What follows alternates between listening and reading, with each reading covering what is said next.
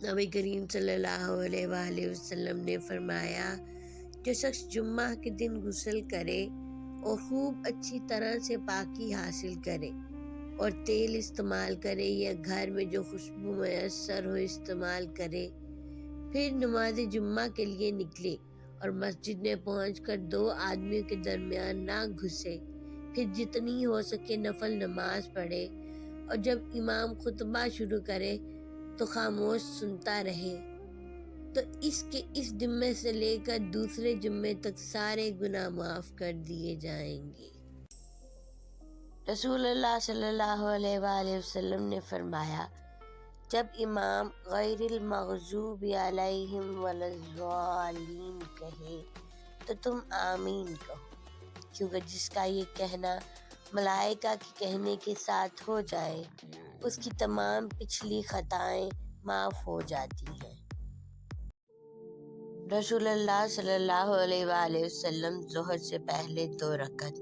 اس کے بعد 2 رکعت اور مغرب کے بعد 2 رکعت اپنے گھر میں پڑھتے اور عشاء کے بعد 2 رکعتیں پڑھتے اور جمعہ کے بعد 2 رکعتیں جب گھر واپس ہوتے تب پڑھا کرتے تھے۔ میں نے رسول اللہ صلی اللہ علیہ وآلہ وسلم سے سنا، آپ صلی اللہ علیہ وآلہ وسلم نے فرمایا کہ جس نے اللہ کے راستے میں کسی چیز کا ایک جوڑا خرچ کیا، مثلا 2 روپے، 2 کپڑے، 2 گھوڑے، اللہ تعالیٰ کے راستے میں دیے تو اسے جنت کے دروازوں سے بلایا جائے گا کہ اے اللہ کے بندے ادھر آ، یہ دروازہ بہتر ہے۔ پس جو شخص نمازی ہوگا اسے نماز کے دروازے سے بلایا جائے گا، جو شخص مجاہد ہوگا اسے جہاد کے دروازے سے بلایا جائے گا، جو شخص اہل صدقہ ہوگا اسے صدقہ کے دروازے سے بلایا جائے گا، اور جو شخص روزہ دار ہوگا اسے صیام اور ریان کے دروازوں سے بلایا جائے گا۔ ابو بکر رضی اللہ تعالیٰ عنہ نے عرض کیا، جس شخص کو ان تمام ہی دروازوں سے بلایا جائے گا پھر تو اسے کسی قسم کا خوف باقی نہ رہے گا، اور پوچھا کیا کوئی ایسا شخص بھی ہوگا جسے ان تمام دروازوں سے بلایا جائے گا یا رسول اللہ؟ آپ صلی اللہ علیہ وآلہ وسلم نے فرمایا، ہاں، اور مجھے امید ہے کہ تم بھی انہی میں سے ہوگے اے ابو بکر۔ عرض کیا گیا، یا رسول اللہ، کون شخص سب سے افضل ہے؟ آپ صلی اللہ علیہ وآلہ وسلم نے فرمایا، وہ مومن جو اللہ کے راستے میں اپنی جان اور مال سے جہاد کرے۔ صحابہ رضی اللہ نے پوچھا، اس کے بعد کون؟ فرمایا، وہ مومن جو پہاڑ کی کسی گھاٹی میں رہنا اختیار کرے، اللہ کا خوف رکھتا ہو اور لوگوں کو چھوڑ کر اپنی برائی سے ان کو محفوظ رکھے۔ نبی کریم صلی اللہ علیہ وآلہ وسلم نے فرمایا، بے شک دین آسان ہے، اور جو شخص دین میں سختی اختیار کرے گا تو دین اس پر غالب آ جائے گا اور اس کی سختی نہ چل سکے گی۔ بس اسی لیے اپنے عمل میں پختگی اختیار کرو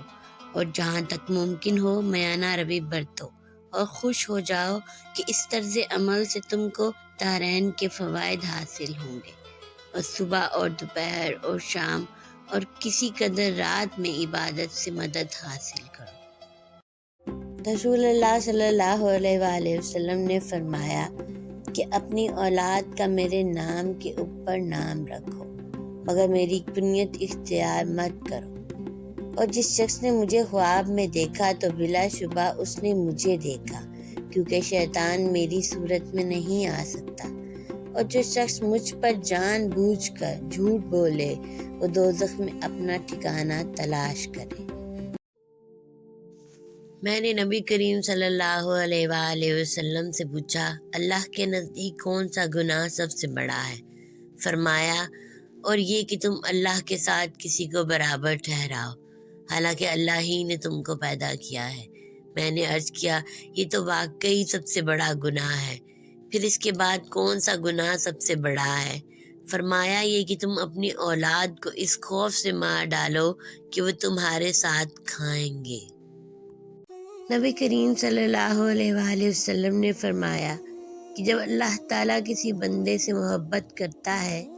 تو جبرائیل علیہ السلام سے فرماتا ہے کہ اللہ تعالیٰ فلاں شخص سے محبت کرتا ہے، تم بھی اس سے محبت رکھو۔ چنانچہ جبرائیل علیہ السلام اس سے محبت رکھنے لگتے ہیں۔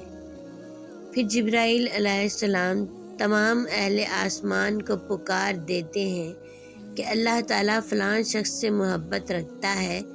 اسی لیے تم سب لوگ اس سے محبت رکھو۔ چنانچہ تمام آسمان والے اس سے محبت رکھنے لگتے ہیں۔ اس کے بعد روئے زمین والے بھی اس کو مقبول سمجھتے ہیں۔